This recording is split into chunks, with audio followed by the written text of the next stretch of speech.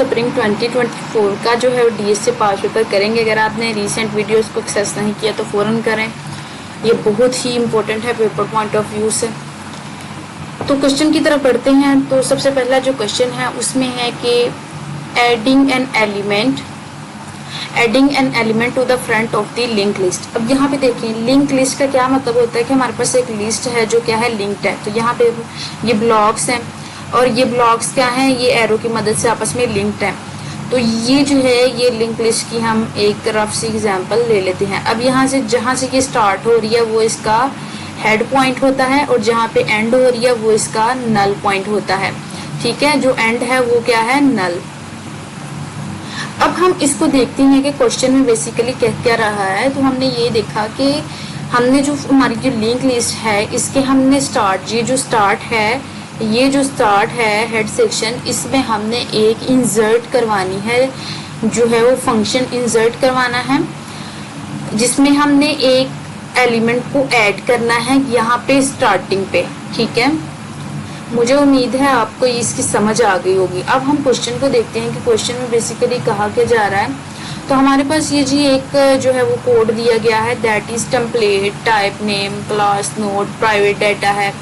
And then उस data को उसने नेक्स्ट का नाम दिया, मतलब कि हमने देखिए जब हमारे पास एक डाटा आ गया इट मीन्स कि इसके अंदर 1 स्टोर है। फर्स्ट करें इस ब्लॉक के अंदर 1 है, इसके अंदर 2 है एंड देन 3 है। ये तब तक नेक्स्ट होता जाएगा जब तक कि यहाँ पे नल ना आ जाए। तो लिंक लिस्ट में हम ये चीज़ पढ़ी हुई है पहले, इसी चैनल पे अपलोडेड है, काफ़ी पुराना लेक्चर है। तो उसकी इतनी अच्छी एडिटिंग वगैरह भी नहीं है, तो अगर आप उसको देख लेते हैं हैंड फ्री लगा के तो फिर आपको समझ आ जाएगी। तो यहाँ पे जो है वो जो नोड है हमने उसको नेक्स्ट को पॉइंट करवा दिया, मतलब कि हम अगर 1 पे हैं तो हमारा जो है हम नेक्स्ट को पॉइंट करवा रहे हैं, दैट इज 2। फिर 2 पे हैं तो हम नेक्स्ट को पॉइंट करवा देंगे 3 पे। जब तक कि नल नहीं आ जाता तब तक कि ये रनिंग नेक्स्ट की तरफ होती जाएगी। उसके बाद हम पब्लिक को देखते हैं कि पब्लिक में जब तक उसने बोला कि हमने प्राइवेट में नेक्स्ट करवाते जा रहे हैं, पब्लिक में उसने बोला कि नेक्स्ट जो है वो नल पे एंड होगा। उसके बाद हम टेम्पलेट को देखते हैं कि टेम्पलेट उसने जो बनाया हुआ है टाइप नेम, उसमें उसने लिंक लिस्ट को किस तरह से बनाया है। उसने हेड पॉइंटर को जो है वो शो करवाया जो जैसे हेड पॉइंटर है, और फिर जो लिंक लिस्ट है उसका हेड उसका नल बन रहा है। मतलब कि हमने सर्कुलर लिंक लिस्ट को पढ़ा, उसमें ये था कि हमने जो जैसे ये लिस्ट है ना, ये ऊपर जो हमने एग्जांपल अभी पढ़ी है उसमें ये है कि नल इधर नहीं होगा, उसमें वापस इसने हेड की तरफ ही मूव कर जाना है, तो हेड पे ही नल पोजीशन बनेगी इसकी। तो यहाँ पे कुछ इस तरह का सिनेरियो है। तो आप ये जो मैंने अभी ऊपर जो है वो उसके लिंक आ जाता है, तो आपने उसको ज़रूर देखें वीडियो को, और वो बहुत ही बेनिफिशियल है। We add the add friend function. Then हमने क्या किया है, इसके अंदर फंक्शन ऐड करते हैं। अब यहाँ पे देखें जो हमारे पास जो वैल्यू थी कांस्टेंट टी की वैल्यू हमने ऐड करवा दी। सबसे पहले हमने एक फंक्शन बनाया जिसका हमने नाम दिया according to question add front. फिर हमने कहा कि ये जो हमारी न्यू नोड है ना, इसको हमने पॉइंट करवा दिया पुरानी वाली नोड के साथ कि ये जो न्यू नोड है ये बिल्कुल हमें पॉइंट, ये जो नोड है node t points to the new node, यहाँ पे पॉइंटर लग गया। अब यहाँ पे जो हम आगे हमने न्यू नोड पे आ गए। अब ये जो न्यू नोड है इसमें जो डाटा है देन ये प्रोसीड होगा डाटा पे।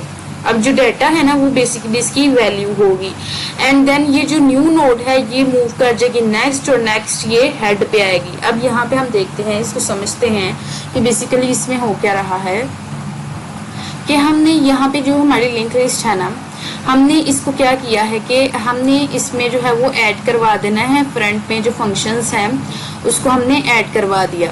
अब ये जो सारा है ना ये मैं रिमूव कर रही हूँ ताकि हम जो है वो जो भी आगे से लिखे हूँ वो आपको समझ आ जाए। अब जी हमारे पास मैंने बोला कि हमारे पास जो हेड है वो ये यहाँ से है, ये वाली पोजीशन जो है वो हम इसको हेड बनाएंगे। ये हेड है ना, उसने बोला कि हमने जो नंबर ऐड करना है वो हेड से पहले हो, मतलब कि अगर यहाँ पे 1 2 3 आए हैं ना, अगर यहाँ पे 1 2 3 है तो यहाँ पे मैं अलग से जो ऐड फंक्शन है ना उसमें मैं 4 इंसर्ट करवा रही हूँ। अब मैं हेड में ही इंसर्शन करवा रही हूँ, मतलब कि जो मेरा ओल्ड हेड था उसके अंदर ही मैंने इंसर्शन करवा दी, मतलब ये जो है आउटपुट बनी वो है 4 1 2 3। ओके, अब हम नेक्स्ट क्वेश्चन की तरफ जाते हैं। तो जो नेक्स्ट क्वेश्चन है वो है एल्गोरिथमिक कॉम्प्लेक्सिटी। ठीक है, इसमें हमारे पास स्टेटमेंट है for each algorithm right it's words case theta complexity. अब यहाँ पे हमें 3 टर्म्स हैं इसकी। ठीक है, अब हमने तीनों को अलग अलग से फाइंड करना है। फर्स्ट है find a given value in unordered n by n matrix. ठीक है, हमने n मैट्रिक्स को n के साथ ही मल्टीप्लाई कर दिया अनऑर्डर्ड में, एंड देन हमने बताना है कि भाई इसकी वैल्यू हमारे पास जो है वो क्या बनती है, वर्स्ट केस में थीटा कॉम्प्लेक्सिटी क्या बनती है। फिर हमने बाइनरी को देखना है, फिर हमने largest element in unsorted array में देखना है। जैसे कि अगर कहा जाए कि अनसॉर्टेड एरे वही होती है जिसमें इरेगुलरली अरेंज हुए होते हैं, जैसे कि 8 5 18, फिर जो है वो 15 आ जाए, मतलब इरेगुलरली पड़े हों, कोई अरेंजमेंट्स ना हो, तो उसमें हम किस तरह से देखेंगे। तो सबसे पहला जो है वो है finding value in unordered n by n matrix. तो हम इसमें देखते हैं कि ये क्या है। यहाँ पे हमारे पास जो है वो ग्रिड की तरह है, बिल्कुल n नंबर ऑफ रोज हैं, मतलब नंबर ऑफ रोज भी हमारे पास n है और नंबर ऑफ कॉलम भी हमारे पास n है। तो इन दोनों को मल्टीप्लाई करें तो ये किसके इक्वल आ गया, n स्क्वायर के। उसके बाद if the cell are unordered, अगर तो उनकी कोई तरतीब नहीं है, we might have to check every cell to find out the value. ठीक है, अगर तो हमारे पास जो सेल हैं, जो वैल्यूज हैं वो कोई भी वो अनऑर्डर्ड हैं, तो इट मीन्स कि हमें इन सब वैल्यूज को चेक करना पड़ेगा। जैसे 11 हो गया, फिर 5 आ गया उसके बाद, और फिर उसके बाद जो है वो 4 आ गया, एंड देन 20 आ गया। तो यूं इरेगुलरली अगर पड़ी होंगी तो हमें 1 बाय 1 सबसे पहले 11 को देखेंगे और 5 को देखेंगे। अब 5 जो है वो छोटा है तो हम 11 और 5 को स्वैप करवा देंगे, उसके बाद 5 जो है वो 11 की जगह आ जाएगा और जो है 11 5 की जगह। यूं ही हम 11 अब इधर आ जाएगा, जैसे कि अब हम जो है वो 5 इस साइड पे चले गया तो 11 इधर आ गया, तो हम इसको रिमूव कर देते हैं, ऐसे रफ कर देते हैं अब इसको। अच्छा, अब हमारे पास 5 के बाद 11 आ रहा है और 4 उसके बाद आ रहा है। अब हमने यहाँ से देखा ये बात तो ठीक है, अब हम 11 को देखेंगे और 4 को देखेंगे, तो हमने जो है वो इसको 4 को इसके साथ स्वैप करवा दिया, तो हमारे पास अब 11 इधर आ गया। अब हम यहाँ पे देखेंगे तो 11 और 20 को, और 20 ये बिल्कुल ठीक है, तो यहाँ पे कोई स्वैपिंग नहीं होगी। तो इस तरह से हम ना एक एक लेटर को देखेंगे और वहाँ पे जो हम चेक करेंगे कि ये भाई ये जो है इससे बड़ा है या छोटा है, इसको पहले ऑर्गेनाइज करेंगे। ठीक है, इसका मतलब क्या है कि जो है वो जितनी टर्म्स ज्यादा होंगी, जितनी वैल्यूज ज्यादा होंगी, उतना टाइम ज्यादा लगेगा। जैसे इधर 5 वैल्यूज थी तो उतना उसके हिसाब से टाइम लगा। अब अगर इससे वैल्यू बढ़ जाती हैं तो इट मीन्स कि उससे ज्यादा 4 थी इधर, तो उससे ज्यादा वैल्यू का टाइम उतना ही लगेगा। तो इट मीन्स कि जो टाइम है वो नंबर ऑफ एन्स पे जो है वो बढ़ता जा रहा है। तो इसकी जो टाइम कॉम्प्लेक्सिटी है वो थीटा n स्क्वायर है। ठीक है, अब हम नेक्स्ट की तरफ जाते हैं, that is binary search over n elements. This work on a sorted array. ये जो है वो सिर्फ सॉर्टेड एरे पे काम करेगा। जैसे अभी हमने उनको ऑर्गेनाइज किया कि अब हमने जो है वो बिल्कुल उसी तरह से देखेंगे। अब we guess the middle and if we to high और low we search half the list then half again. हम पहले आधी लिस्ट को चेक करेंगे और आधी को बाद में करेंगे, और इसी तरह से हम आगे चलते जाएंगे। जैसे कि अगर हम इसकी आधी लिस्ट को चेक करें तो यहाँ पे जो है 5 के बाद 4 आ रहा है, तो हम इसको फिर से चेक करेंगे एंड देन फिर से ये ठीक होगा। और ये ऊपर वाले में हमने इस तरह से बस वो कंटिन्यूसली हो रहा है, टाइम ज्यादा लग रहा है उसमें। लेकिन इसमें क्या है, हमने इसके 2 पार्ट्स बना दिए, जैसे 5 और 4 का अलग और 11 और 20 का अलग बना दिया। अब इस तरह से हम जो है वो अलग अलग इसको देखेंगे। उसके बाद है बाइनरी। इसकी जो कॉम्प्लेक्सिटी है अगर उसकी बात की जाए तो वो हमारे पास बाइनरी में कॉम्प्लेक्सिटी इसकी log 2n ही होती है। जब भी हम बाइनरी की बात करते हैं तो थीटा log n ही होती है इसकी कॉम्प्लेक्सिटी। ठीक है, जितनी तो ये मतलब ये बहुत स्लो होता है, ये बहुत स्लो होता है, और इसकी जो कॉम्प्लेक्सिटी है ये ना वैसे नंबर ऑफ एन्स पे डिपेंड नहीं करती। ठीक है, अब यहाँ पे हम देख लेते हैं थर्ड वन को, that is finding the largest element in unsorted array.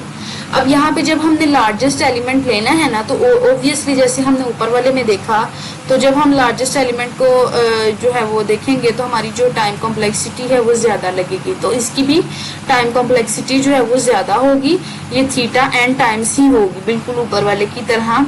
ये every number ensure we find the big हैं, तो हमारी जो है वो कॉम्प्लेक्सिटी भी फिर बढ़ जाती है, ठीक है। तो ये जो है ना नंबर ऑफ एन्स पे जो है वो बढ़ती जाती है और कम भी उन्हीं की बेस पे होती है, ठीक है। अब यहाँ पे हम इसकी समरी देख लेते हैं कि जो है ना पहले वाले के लिए थीटा एन स्क्वायर थी, फिर इसके लिए बाइनरी के लिए थीटा लॉग एन है और इसके लिए थीटा एन है, ठीक है। अब हम अगले क्वेश्चन की तरफ जाते हैं। तो अगले क्वेश्चन में है कि describe a priority queue, a data structure that store the key values pair which each determine the priority, the basic operations are insert। देखें बेसिक ऑपरेशन यहाँ पे इंसर्ट है और रिमूव है जो हमें क्वेश्चन में दिया गया है। अब मैं जो है ना क्वेश्चन वाला पेज भी आपको दिखाती हूँ, ये है क्वेश्चन वाला पेज, ओके। यहाँ पे हमारे पास टेबल दिया गया है, इसमें हमने बताना है कि साइज इज एम्प्टी में अनसॉर्टेड लिस्ट क्या की वैल्यू क्या होगी, तो टाइम कॉम्प्लेक्सिटी के अकॉर्डिंग, ओके। तो यहाँ पे हम देखेंगे two sample implementation of priority queues are in a sorted array where new entries are added at the end of the list, okay. Fill the following table according to the time of priority queue operation for this two implementation of O operations, ठीक है। तो हम इसको ओ जो है वो हमारा capital ओ big O notation जो है उसके अकॉर्डिंग करेंगे। तो सबसे पहले तो भाई इसको समझते हैं कि इसमें बेसिकली कहा क्या जा रहा है। कहते हैं कि अगर हम किसी भी सॉर्टिंग अनसॉर्टेड एरे को ऐड कर रहे हैं ना, तो वो जो है वो उसको उसमें बहुत जल्दी जो है वो वैल्यूज ऐड होती जाएंगी, लेकिन जब हम उसमें छोटी वैल्यू को फाइंड करना शुरू हो जाएंगे ना, तो वो बहुत ही स्लो काम है, ओके। मतलब कोई भी वैल्यू को ऐड करना बहुत आसान है अनसॉर्टेड लिस्ट में, लेकिन उस अनसॉर्टेड लिस्ट में से सबसे बिगेस्ट या सबसे लोवेस्ट एलिमेंट को फाइंड आउट करना मुश्किल है। तो उस हिसाब से हम जो है वो देखेंगे। तो सबसे पहले तो ये देख लेते हैं कि प्रायोरिटी क्यू बेसिकली इसकी जो है वो छोटी जो डेफिनेशन है वो क्या है। तो बेसिकली जो है वो प्रायोरिटी क्यू स्टोर एंटिटीज, जैसे की वैल्यूज जो है वो स्टोर करती है। जैसे कि की वैल्यूज को समझते हैं आप, जैसे कि एक लिस्ट की जो है वो कितनी लेंथ है उसको स्टोर करती है। जैसे 5 है ना, तो इट मीन्स कि इसमें 5 नंबर होंगे, जैसे 5 6 7 8 9 10, ओके, ठीक है। 5 6 7 8 9 तक, ओके, 5 एलिमेंट्स। तो ये इसकी क्या है, इसमें ये स्टोर होता है। अब इंसर्ट में हमने ये देखा कि add a new entry, remove and return the entry with the smallest की। इसमें हम इंसर्ट में ऐड करवाएंगे और रिमूव मिनिमम में क्या करवाएंगे, हमने स्मॉलेस्ट की को सबसे पहले जो है वो रिटर्न करवाना, मतलब उसको पहले रिमूव करवाना है, ठीक है। क्योंकि यहाँ पे मिनिमम लिखा हुआ ना, रिमूव मिनिमम, तो हमने जो मिनिमम है उसको पहले रिमूव करवाना है। अब यहाँ पे हम ऊपर इसका कॉन्सेप्ट पहले समझते हैं, फिर नीचे आएंगे। सबसे पहले तो हम देखते हैं साइज एंड इज एम्प्टी। जो हमारे टेबल में जब आपने ये टेबल देखा ना, तो ऊपर वाले से सबसे पहली जो है वो क्या है, साइज इज एम्प्टी। तो सबसे पहले हम इसको देख लेते हैं कि ये बेसिकली होता क्या है। तो हम ये देखें, this check the number of entries if the list is empty. अगर तो लिस्ट में कोई एलिमेंट पहले से प्रेजेंट नहीं है, तो हम क्या करेंगे, हम उसको चेक करेंगे कि ये कितना टाइम लेती है अगर इसमें कोई एलिमेंट नहीं है। तो साइज एम्प्टी जो है, अगर इसमें साइज की बात की जाए, तो अगर साइज बढ़ जाए या लिस्ट खाली हो, तो इसमें जो टाइम है वो कांस्टेंट रहेगा। तो कांस्टेंट टाइम के लिए हम बिग O1 यूज करते हैं। तो यहाँ पे जो हमारा जो है वो पहला जो है वो ये जो पहला बॉक्स है अनसॉर्टेड के लिए, उसमें हमारे पास जो है वो O1 कॉम्प्लेक्सिटी आ चुकी है। अब हम सॉर्टेड के लिए, हम अनसॉर्टेड के लिए तो बात कर दी कि हमने लिस्ट में जब भी वैल्यू डाली तो हमारे पास उसकी कांस्टेंट आएगी। अब लिस्ट खाली हो या वो उसमें एलिमेंट्स हो, कोई फर्क नहीं पड़ता, सॉर्टेड हो या अनसॉर्टेड हो कोई फर्क नहीं पड़ता, दोनों में कांस्टेंट ही रहेगी। सेम यही वाली चीज ये यहाँ भी आ जाएगी, ओके। दोनों में ये टाइम कॉम्प्लेक्सिटी क्या है, सेम है। अब हम उसकी बात कर लेते हैं इंसर्ट की, कि जब हम कोई वैल्यू को इंसर्ट करवाएं तब क्या होता है। साइज की तो हमने देख ली कि दोनों में कुछ मैटर नहीं करता, दोनों में क्या है, सेम है। तो हमने यहाँ पे देखा कि अनसॉर्टेड एरे में जब हम कोई चीज इंसर्ट करवाते हैं तो वो क्या होती है, सबसे एंड पे इंसर्ट होती है, ठीक है। अब हमें जब हम एंटर करवाते हैं ना अनसॉर्टेड में, तो हमें ये नहीं वो जो चाहिए होता कि लाइक हम पहले चेक करें, हमने चेकिंग नहीं करनी होती, जिसकी वजह से हमें ये फ़र्क कोई नहीं पड़ता कि हमारा जो एलिमेंट्स है वो जो ऐड हो रहा है वो हमें कोई फ़र्क नहीं पड़ता वो शुरू में और या वो उससे बड़ा एलिमेंट है पहले या उससे छोटा एलिमेंट है। तो ये चीज़ हमें जो है वो कोई मसला नहीं करती। तो यहाँ पे जो कम्प्लेक्सिटी है वो कांस्टेंट रहेगी, दैट इज। हम बात कर लेते हैं जो है वो सॉर्टेड की। तो जब हम सॉर्टेड में ऐड करवाते हैं, सॉर्टेड लिस्ट में जब हम ऐड करवाते हैं, तो वहाँ पे जो हमारी कम्प्लेक्सिटी है वो जो है वो ON हो जाती है। अब यहाँ पे देखें, अब हमने जब भी सॉर्टेड में ऐड करवाना है ना, तो वहाँ पे जो एलिमेंट्स हैं वो पहले से ही अरेंज होते हैं। तो इट मीन्स कि हमने क्या करनी होती है कि सबसे पहले वहाँ पे जगह बनानी होती है, जैसे कि अगर 1 3 5 7, अब जो हमने एंटर करवाना है ना वो है वर्ड 2।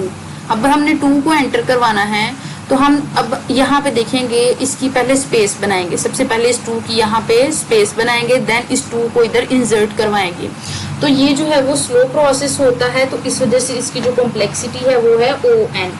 ON का यही मतलब होता है कि यहाँ पे स्लो इंसर्शन हो रही है, ठीक है।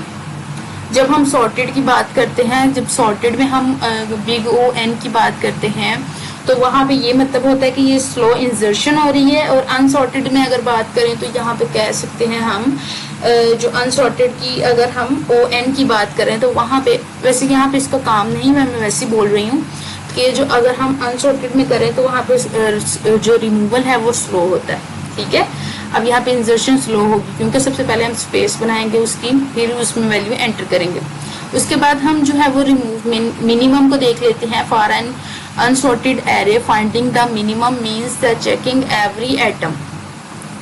अब अनसॉर्टेड में हमने मिनिमम वाली को रिमूव करना है। इट मीन्स कि अब यहाँ से फर्ज किया जाए कि यहाँ पे जो है ना 1 3 5 7, अब ये हमारे पास जो है ना फर्ज किया जाए कि ये हमारे पास अनसॉर्टेड है, इसके एंड पे ना हम लगा देते हैं 4, तो ये अनसॉर्टेड होगी। अब यहाँ पे हमें कहा जाए कि ये जो लिस्ट है ना इसमें से आपने ना जो है मिनिमम नंबर जो बाई निकालना है। सबसे पहले आप सबको चेक करेंगे, ठीक है, सबको चेक करेंगे, देन मिनिमम को फाइंड आउट करेंगे कि 1 मिनिमम है, फिर इसको निकालेंगे। तो ये भी स्लो होता है। अभी मैंने बात की जो है वो इंसर्शन जो है वो उसमें जो है वो 1 की वैल्यू जो है वो स्लो होती है, तो बिल्कुल वही इधर वर्क कर रही है। अब हम इसकी सॉर्टेड की में बात कर लेते हैं कि सॉर्टेड में हम मिनिमम को रिमूव करना बहुत ईजी होता है, फास्ट होता है, क्योंकि हमें पता है कि पहला वाला ये एलिमेंट जो है ना वो सबसे लोएस्ट है और मिनिमम है, और हमने उसको हेड से ही बाहर निकाल देना होता है। तो हमारे पास इसको करना बहुत ही फास्ट वाला प्रोसेस होता है। अब हमारे पास जो है वो सॉर्टेड और अनसॉर्टेड एंड देन ये सारी चीज़ें क्लियर हो गई हैं। अगर आपको ये वीडियो अच्छी लगी है तो वीडियो को लाइक लाजमी करें और चैनल को सब्सक्राइब भी ज़रूर करें। अगर आपको वीडियो अच्छी लगती है तो अपने दोस्तों के साथ लाजमी शेयर किया करें, और अगर आपको कोई टॉपिक मिसिंग लगता है तो उसको कमेंट सेक्शन में बताया करें कि इस सेक्शन की भी वीडियो बना दें, ताकि जो है वो आपको ज़्यादा से ज़्यादा जो है वो नॉलेज प्रोवाइड किया जाए। मिलते हैं नेक्स्ट वीडियो में, तब तक के लिए अल्लाह हाफिज़।